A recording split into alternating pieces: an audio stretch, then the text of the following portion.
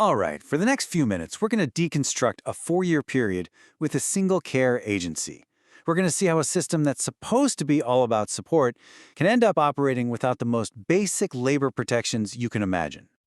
Okay, so let's start with this one sentence. You're an independent contractor, not an employee. This right here, this is the cornerstone of the entire structure we're about to explore. It's the key that unlocks everything. And, it's where the protections just end.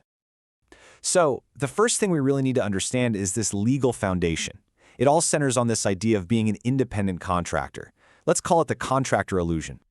So here's the official textbook definition of an independent contractor. It's all about being self-employed, performing work for someone, but not as an employee. It promises all this autonomy and flexibility, right? You get to set your own hours, control your work, but let's see how that promise actually stacks up against the day-to-day reality. And wow, when you put them side by side, the gap between the promise and the reality is just immense. The promise was, be your own boss. But the reality was, the agency dictated everything. And here's the thing. Caregivers signed these civil contracts because they trusted the system. Why? Because a government crown corporation was overseeing the whole thing. You naturally assume that means everything's above board, that you're protected. But that trust, that's a really important part of this story. Okay, so that's the legal framework. Now, let's move on and see what this actually meant in human terms. What was the work really like? Because this wasn't just home sharing, not by a long shot. This was round-the-clock crisis care.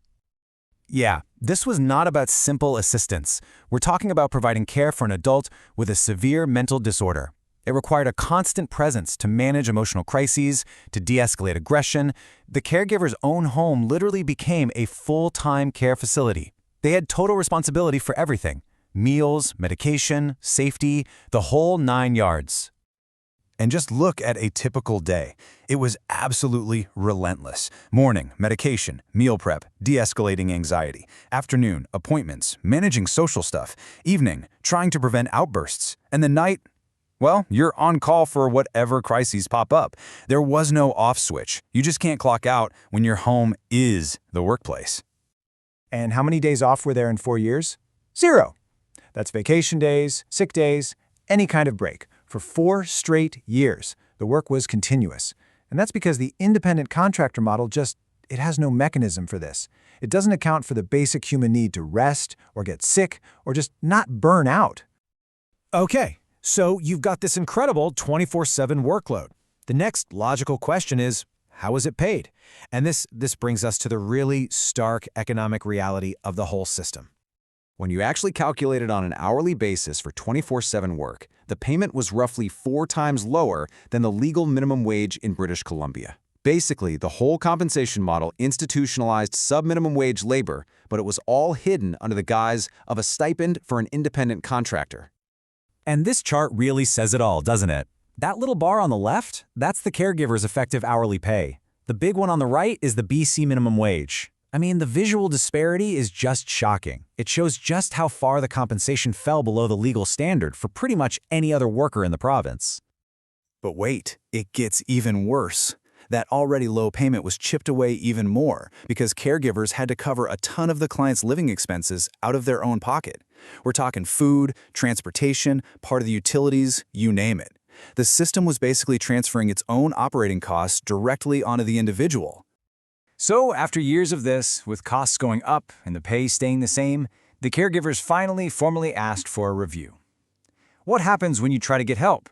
When you actually question the system? They reached out to the 2 main bodies governing their work, the agency, which was Strive, and the Crown Corporation, CLBC. They were just hoping for a dialogue, trying to address a situation that was becoming completely unsustainable, both financially and personally. So, what was Strive's response? Basically, we can't do anything. This is a funding decision from CLBC. If you don't like it, you can quit. Just like that. The agency immediately passed the buck straight up to the government body.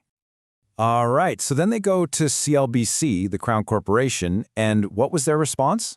Oh, those are your private relations with the agency. We're not the employer. We don't get involved in contracts. So CLBC just deflected all the responsibility right back down to the agency. It's a perfect loop. And this process here, it shows you exactly how that firewall works. Step 1. Caregiver raises an issue with Strive. Step 2. Strive deflects up to CLBC. Step 3. Caregiver goes to CLBC.